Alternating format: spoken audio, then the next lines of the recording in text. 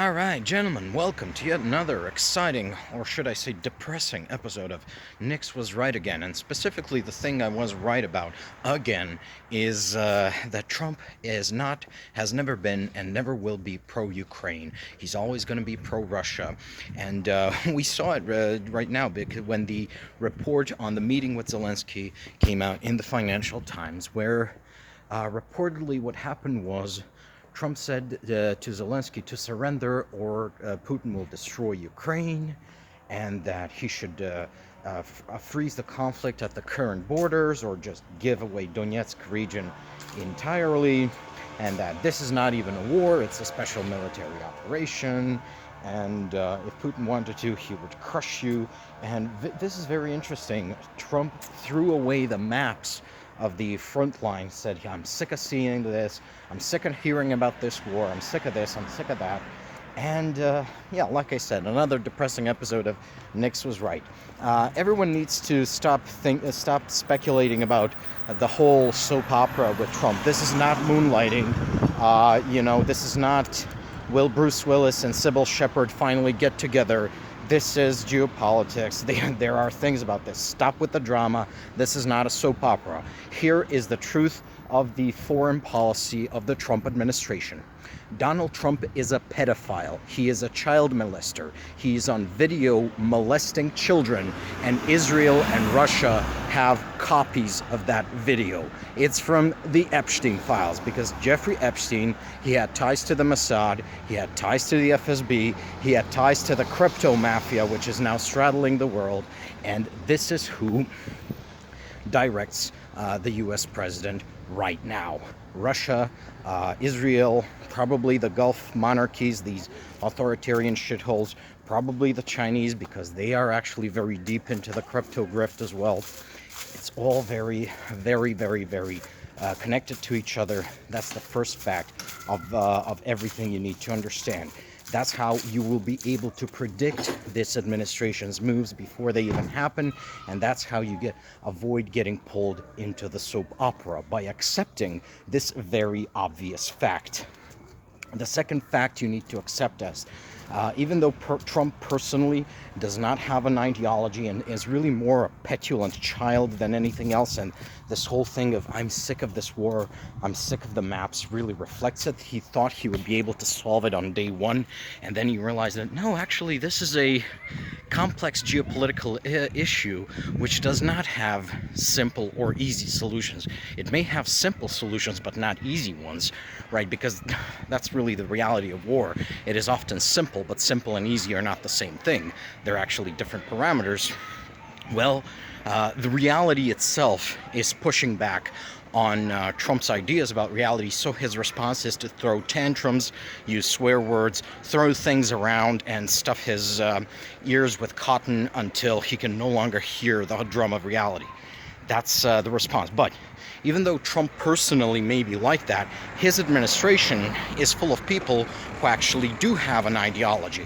So you have J.D. Vance, you have, what's his name, Howard Lutnick, you have all of these people who are fundamentally neo-reactionaries. Now, neo-reactionary used to be a very niche internet dork thing, but now it is the ideology of the Vice President of America, and more importantly than that, it is the ideology of Elon Musk, of Peter Thiel, of Jeff Bezos, of all of these tech oligarchs who have essentially convinced themselves that they have a divine right to rule the world because they own computers or some shit. I don't know.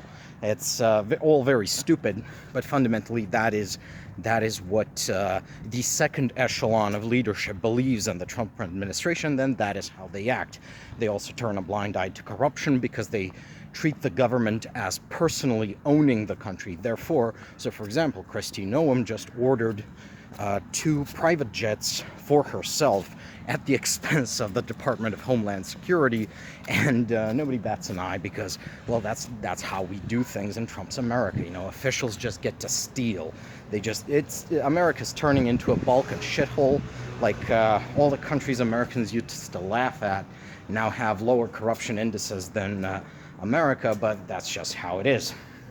So, using these two very, very easy to understand facts that A, Trump is a pedophile and that the Russians and the Israelis have the compromise, and B, that these people have a specific ideology and that they have ideological allies abroad, and those ideological allies abroad are China, Russia, Israel, the Gulf monarchies, and China. You start understanding why the Trump administration is behaving the way it is. That's the first thing. And B, why it will always behave the way it does, that its course cannot be changed, it cannot be diverted, no matter how hard Alexander Stubb, that's the president of Finland, no matter how hard he golfs with Trump, no matter how much the European leaders think they can appease him. No, the only answer is Trump is going to be pro-Russia. He's going to be anti-Ukraine. He's not going to punish the Israelis for their crimes. Israel is just going to keep running rampant around Palestine, and not just Palestine.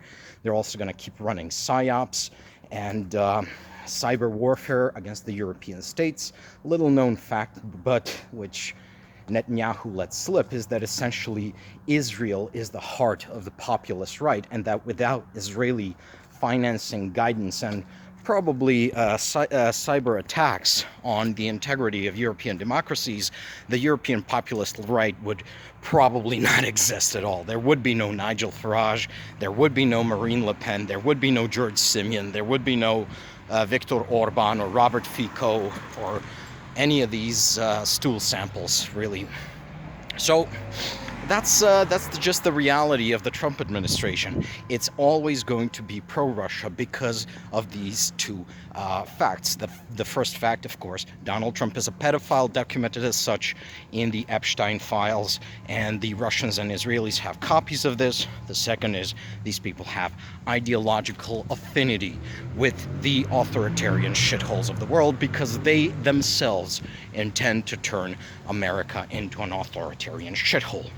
There, I just told you the plot of the whole series. You know, Sybil Shepherd was always going to get together with Bruce Willis. They were never going to relieve each other because otherwise the whole plot, you know, culminates to nothing, right? So I don't know if anyone of importance is listening to this channel, which you know, sometimes I fantasize that they do. I think I saved you the effort. Now, of course, this does not mean that people in power will be free to speak as I do. That's really the beauty of being just some asshole on the internet. You can speak your mind in full, right? Your words do not carry as much weight, so you don't have to be as careful about them. Even if you do have a personal pledge to never speak lies, you know, I will never lie to you. I will be misinformed sometimes, but I will never lie to you guys. But people in power may not say this. They will, however, act on this information. So, a lot of people are saying Europe is not doing enough. Well, I got news for you. For the past, how many months has it been since the orange pedophile administration has been in power with America? All aid for Ukraine has come from Europe and not America. The reason is because, well, the orange pedophile is helping his boss in the Kremlin conquer Ukraine. The European Union has actually stepped up to the task. The European allies, I should say so, United Kingdom, Norway as well.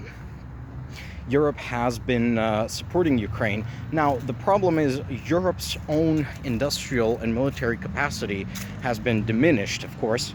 However, we have seen a gradual growth, a gradual resurgence of European industrial and military capacity, and it is really going at the only pace it could be going, because that's the thing. Factories take time to construct.